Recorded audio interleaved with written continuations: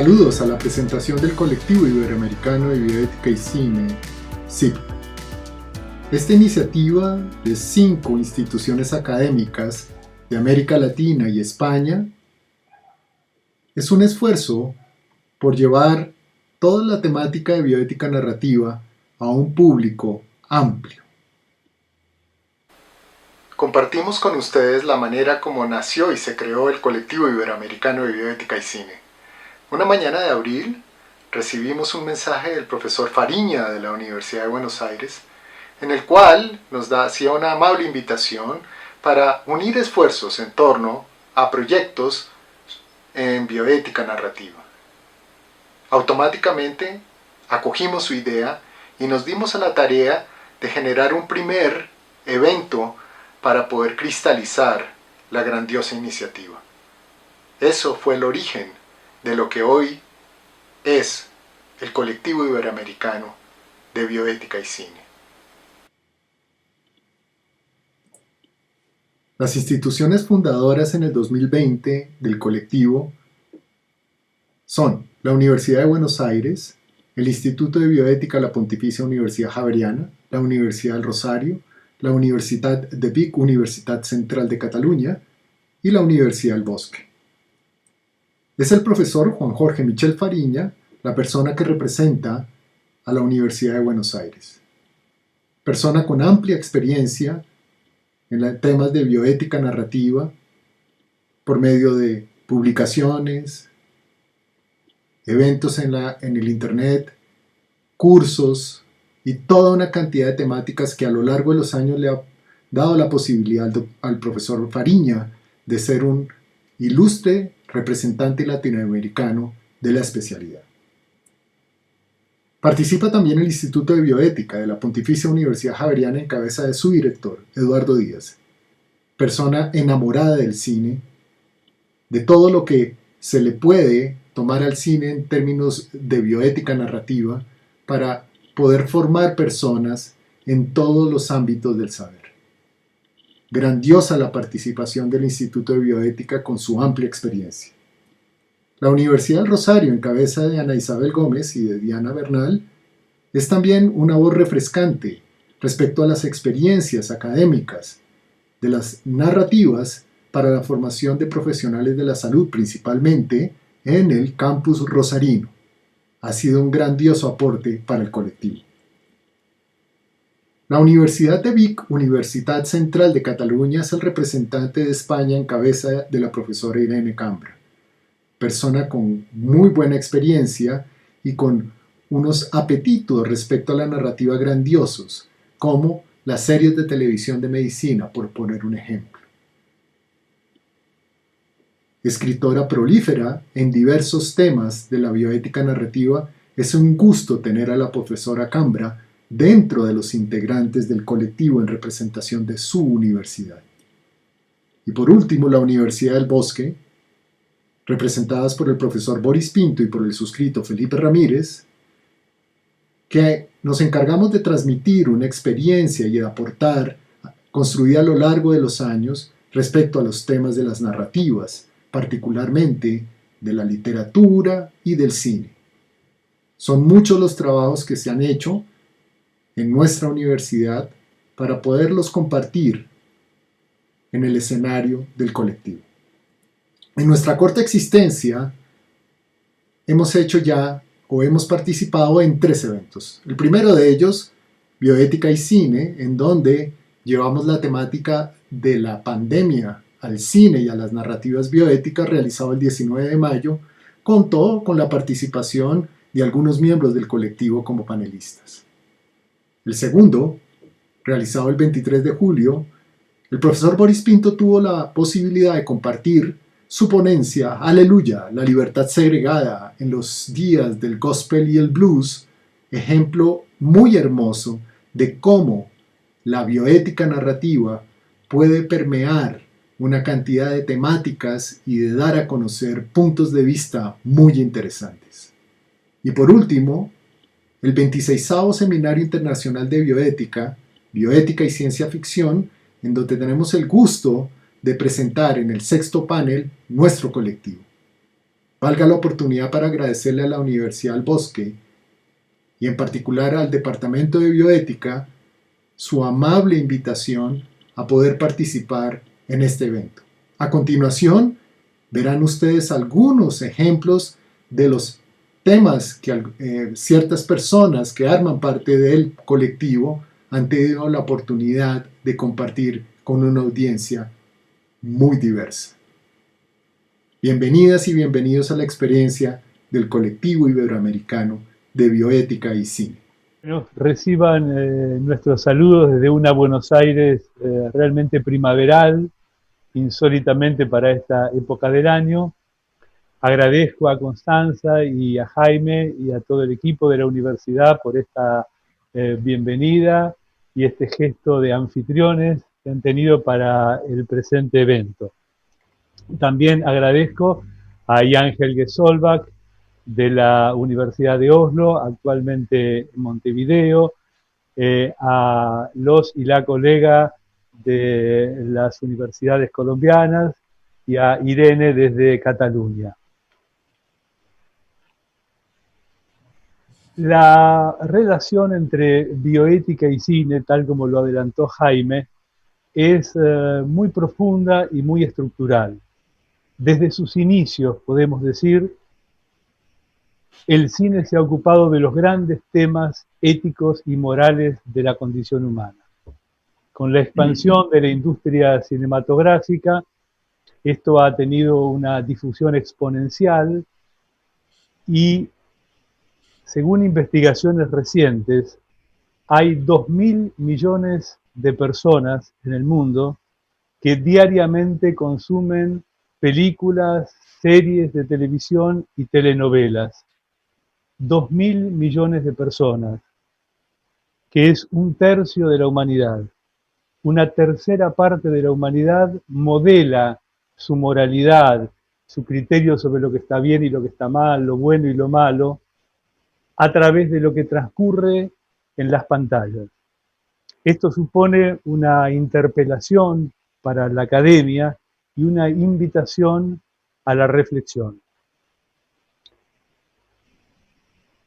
La bioética y el cine se articulan, se emparentan en por lo menos 3 líneas diferentes.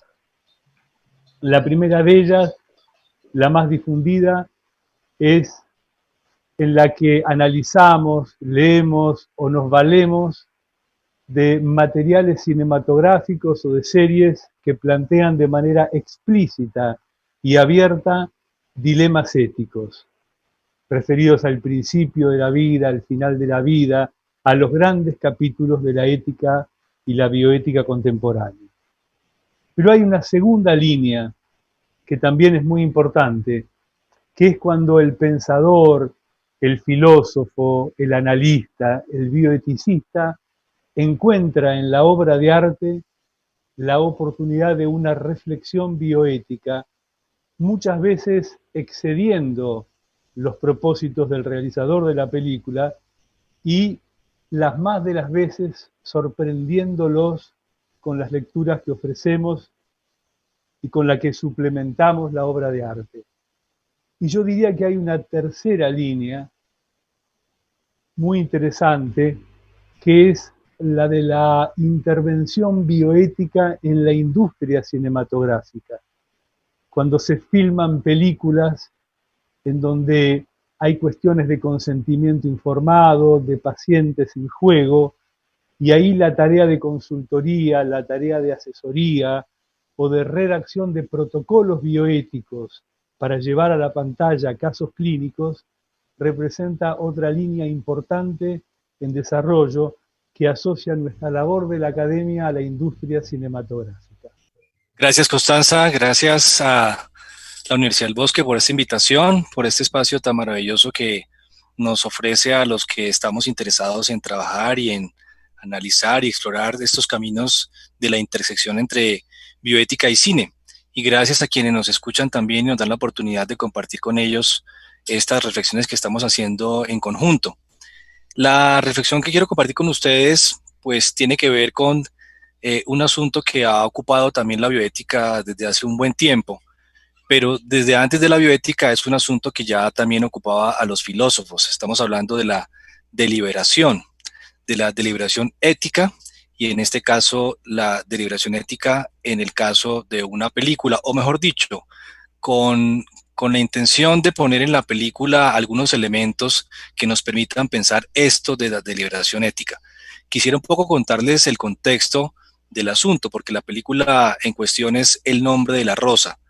Eh, Hace un par de años, junto con el amigo Boris Pinto, pues nos encontramos en este camino de pensar temas de bioética y su conexión con el cine. Y entonces hubo para nosotros en el grupo de la Javeriana, ustedes, perdónenme, les voy a compartir que está aquí hablando ya mucho y no estaba compartiendo la presentación. Denme un segundo, por favor. ¿Dónde está? Listo. ¿Se ve la presentación? Sí. Listo. Sí, se ve. Perfecto. Entonces, les estaba contando un poco el contexto.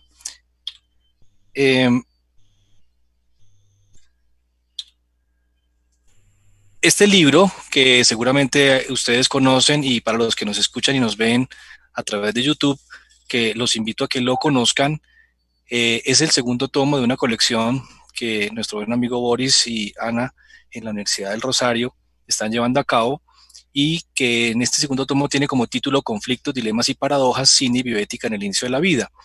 Para este libro, nuestra contribución fue este capítulo que ustedes ven ahí, de los dogmatismos a la deliberación, ¿no? Y fue un reto para nosotros, un reto pensar este tema de cómo plantear el asunto de la deliberación y su conexión con el cine. Uno de los puntos que tuvimos en cuenta fue que sería muy fácil acudir a una de esas películas que están en el canon bioético, voy a decirlo así, en el canon bioético de las películas que sirven para hablar de un tema en particular. Hoy en día tenemos temas para hablar de dilemas en el inicio de la vida o en el final de la vida. Hay películas que están ya muy clasificadas para hablar de temas particulares como el consentimiento informado, como el útero subrogado, etcétera. La intención nuestra fue pensar cuál sería una opción distinta. Y en ese camino de pensar llegamos a dos películas en las que quisimos combinar como aspectos canónicos, digámoslo así, y un aspecto que podríamos llamar como exploratorio o como que quería salirse un poco de ese canon. La película del canon, diría yo, es la de 12 hombres en pugna, que la nombró el profesor Fariña, que es una película en la cual uno puede hablar de cómo se da el tema de la deliberación. Hay un jurado deliberando acerca de una acusación, hay un sospechoso de un crimen, y en esta, digamos, dinámica de estos personajes discutiendo sobre este posible crimen y esta posible responsabilidad de esa persona, pues uno puede explorar cómo se da el asunto de la deliberación. Pero también pensando en el tema de que la idea era plantear la deliberación ética en el campo de las ciencias de la salud o de las profesiones de la salud, quisimos pensar cuál otra película podría ser, ¿no? Y llegamos al punto del Nombre de la Rosa. Creímos que El Nombre de la Rosa es una película extraordinaria en términos de todos los simbolismos que maneja, en términos de todas las posibles lecturas que permite, en términos de cuáles son los personajes que están ahí y cómo se va dando de una manera maravillosa una conexión que tiene que ver entre cine, bioética, clínica y ética. El cine como estrategia pedagógica tiene la ventaja de significar una circunstancia que vemos que está ocurriendo, entre comillas, en otro lado, pero simplemente nos hace reflexionar desde nuestra propia realidad lo que realmente está ocurriendo en nuestra realidad. Y es un problema universal. El problema universal de fondo es no entender que el otro es igual en dignidad ontológica a mí. Y cuando yo no logro entender eso se puede manifestar de distintas formas. Se manifiesta como discriminación, como segregación, como discriminación por una patología que tenga o como discriminación por mi preferencia o mi orientación sexual. Es simplemente eso. Quien crea que esto es lejano no puede ser más cercano a nuestra propia realidad, que es que en distintos escenarios y por distintas causas seguimos pensando que el otro es un extraño moral, que el otro tiene una dignidad ontológica distinta a la mía. Quisiera decir eso. Y quisiera traer a colación tres películas en relación al tema que estamos tratando. La primera película es la película Canción del Sur, que es producida por Disney en 1946, en donde en la época después de la abolición de la esclavitud se trata de glorificar eh, ese estadio anterior. Y se trata de decir que esas canciones en el campo, esas canciones en el ámbito de lo colectivo religioso, lo que reflejan es una alegría y un confort en esa situación. Tanto es así que esa película no ha podido volver a ser transmitida. La encuentra uno como referencia. ¿Por qué? Porque profundiza en un estereotipo. Entonces, quiero mostrar que el cine también puede ser utilizado para profundizar en un estereotipo, y ahí que siempre hay que mirarlo de manera crítica. La otra película que quiero traer a colación es El color púrpura, producida por Steven Spielberg, en el cual nos cuenta la historia de Cilly, una mujer que es violada por su padre, queda embarazada de su padre, afroestadounidense ella, sus hijos son entregados a otro, luego su padre la vende a otro hombre que la somete, y hay una escena preciosa en la cual el amante de su esposo, la amante de su esposo llega a la casa enferma y ella la cuida. La amante era una cantante de blues y ellas logran hacer intimidad, logran conectarse, y por primera vez Cilly es capaz de recibir amor de otro y lo recibe de una mujer. Y hay una canción, está nuevamente la amante de su esposo en un bar, está Cilly sentada ahí y ella le canta el blues de Cilly, en donde le dice, hermana, yo te entiendo. Entonces, eso que nos contaba Boris, que el blues es un espacio de emancipación de los derechos sexuales y reproductivos, es verdad. Estamos inaugurando este colectivo iberoamericano de bioética y cine, y bueno, vamos a hablar de cine, música, bioética. Me gusta el concepto de diálogos, de conversación, y tras esta ponencia la idea es sugerir temas para sostener un diálogo interesante, enriquecedor. Sí, como decía Eduardo, lo que proponemos es parte de una investigación, de un libro, que hizo parte del trabajo de investigación en el postdoctorado, aunque lo digo siempre, el año pasado también propuse un tema a partir de este libro en el Seminario Internacional de Bioética, aunque mi área de trabajo se enfoca particularmente en temas de bioética y salud. Para efectos del postdoctorado preferí descansar un poquito, digamos, esa línea de trabajo, y enfocarme en algo que me permitiera investigar, por supuesto sacar adelante un producto de tinte académico, pero sobre todo divertirme. Entonces, bueno, yo que soy un melómano, un aficionado, no como el profesor Ángel Perea, que es un experto de la musicología afro, yo soy un diletante, soy un aficionado, pero bueno, me permitieron jugar con estos temas y por lo menos nos hemos divertido. Me voy a permitir compartir la pantalla para iniciar la presentación. Perfecto. Hablaremos sobre una película de 1929, la película Aleluya, dirigida por King Bird. Esta es una de las primeras películas sonoras en Hollywood, producida por la Metro-Goldwyn-Mayer. Es un clásico. Hace un par de años, en el Festival de Cine de Berlín, se le rindió un homenaje a esta película, no solo por el desafío técnico que suponía hacer cine sonoro a comienzos del siglo XX, sino porque es la primera película con un reparto totalmente afroestadounidense. Esta película incluye un amplio registro de música, canciones religiosas populares y escenas de baile. En esta película podemos ver expresiones de blues rural, de gospel blues. Podemos ver también escenas de jazz, típico de New Orleans. Y lo interesante es que no solo las coordenadas musicales nos acercan a lo que sonaba en el sur de los Estados Unidos en ese momento, en Norteamérica, sino también nos acerca a la vida de las personas afroestadounidenses en el sur de los Estados Unidos, a la vida de estas comunidades. Nos acerca al fenómeno de la parcería, de los aparceros, de los campesinos que trabajaban en las extensas plantaciones de algodón y otros productos en los estados sureños.